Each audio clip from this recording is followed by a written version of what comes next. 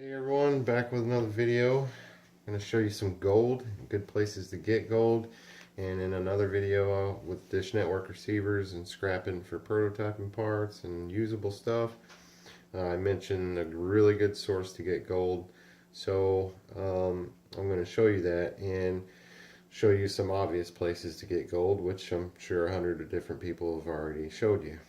But just for the sake of not doing a 2-minute video, I'm going to show you this stuff anyway. So what we have here is memory chips out of computers. So there's a pretty fair amount of gold right there on the fingers. It takes a lot to add up to these. Some of them are gold underneath these soldering mask all the way. All the traces are. But most of them, well, I wouldn't say most, but a lot of them are just tinned behind it.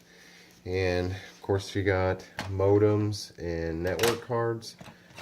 Some of these, the same thing, you've got gold traces, not just fingers, you got gold traces.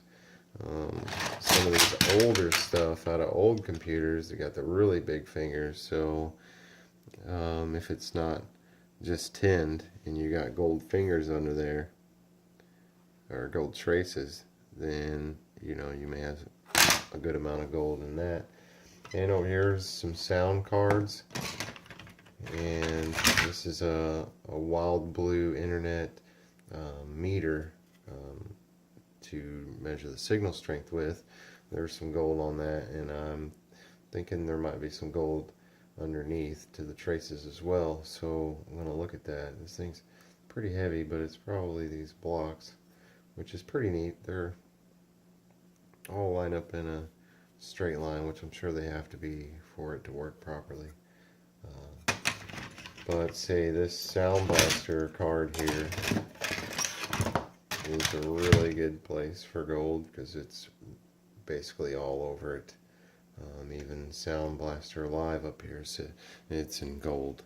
So there's quite a bit on this.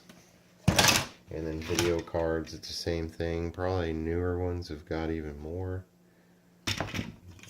These come from processors. Some processors mount on these, and then this mounts on a board, so you got even more gold when you got the processors. And then you got these processors here out of computers, and they're out of other things too that have regular computer motherboards.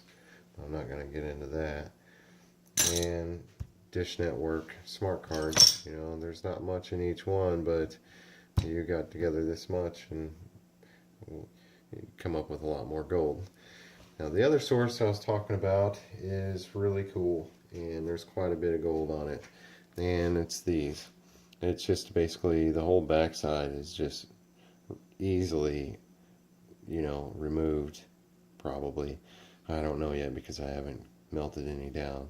And the whole other side, take these components off. I'm pretty sure all them traces are gold throughout.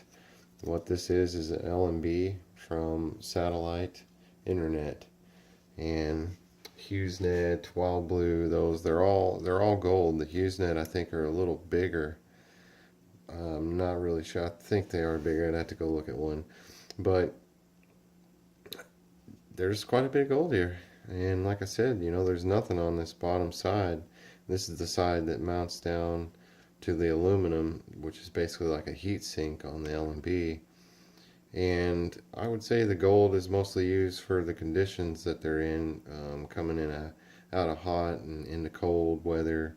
The whole gold would hold up a lot better, and I'm sure the gold is also needed for the frequencies used in these and the gigahertz. I'm sure gold is a better source of conductivity for that. But I thought this is cool, and you guys would appreciate it. I almost didn't want to tell because it'll probably start something new where people are ripping off satellite dishes rather than air conditioners now. But I don't know. If you have access to these, I've seen a lot of these go to the junkyard, and yeah, they'll take them for a cheap price. Why wouldn't they? There's gold all in them, but save them. Get the gold out. Alright guys, take it easy.